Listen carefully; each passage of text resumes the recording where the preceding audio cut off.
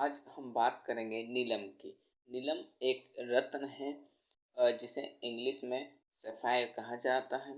इसके अगर chemical composition की बात करें तो Al2O3 इसमें रहता है।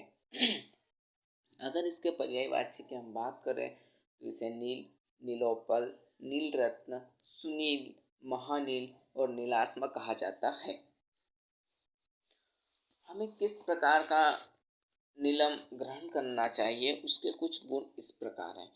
एक समान वर्ण वाला, भार में गुरु हो, स्निग्ध हो, स्वच्छ हो, गंदा नहीं हो, गोल पिंडाकार उसका होना चाहिए, स्पर्श में मृदु हो, मध्य में ज्योतिष युक्त होना चाहिए। अगर हम नीलम के भेद के बारे में बात करें जो रस शास्त्र या फिर आयुर्वेद में कहे गए हैं, तो रस शास्त्र ने इसे दो भागों में बांटा गया है, इंद्रनील और जलनील। इंद्रनील जो होता है वो गुरु होता है, कृष्ण गर्भित होता है और यही श्रेष्ठ, कृष्ण गर्भित नीलाभ होता है और यही श्रेष्ठ होता है। जलनील लघु होता है, श्वेत गर्भित होता है और यह श्रेष्ठतम होता है।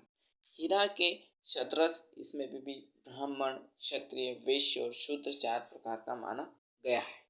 ठीक है, अब हम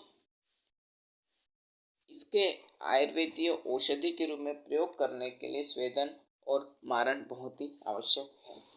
तो अगर हमें इसका स्वेदन करना है तो दोलायंत्र विधि से नीली स्वरस में 3 घंटे स्वेदन करने पर यह शुद्ध हो जाता है। अगर इसी का हमको मारण करना है तो शुद्ध नीलम लेना पड़ेगा, शुद्ध गंधक, शुद्ध मनशिला और शुद्ध हरताल। इसका खल्व यंत्र में अच्छे से कूट पीसकर सूक्ष्म चूर्ण करके उसे फिर लघु स्वरस से मर्दन किया जाता है। फिर उनकी टिक्कियाँ बना ली जाती है। फिर उन टिक्कियों को सुखाकर उसका सराव संपुट किया जाता है। सराव संपुट करके गजपुट अग्नि में पाक करते हैं इसका। ठीक है, तो इस प्रकार 8 फूट देने पर श्वेत वर्ण की भस्म तैयार हो जाती है, जिसे कि हम नीलम भस्म कहते हैं। अगर इस भस्म की बात करूं तो इसकी अगर किसी पेशेंट में देना हो तो कितनी मात्रा में देना चाहिए और क्या अनुपान होना चाहिए, तो 1/8 से 1/2 रत्ती देना है। एक रत्ते में 120 mg होता है। अगर इसके अनुपान की बात करूँ तो मधु, मक्खन आदि द्रव्यों के साथ इसे देना चाहिए या फिर ग्रहण करना चाहिए रोगी ने।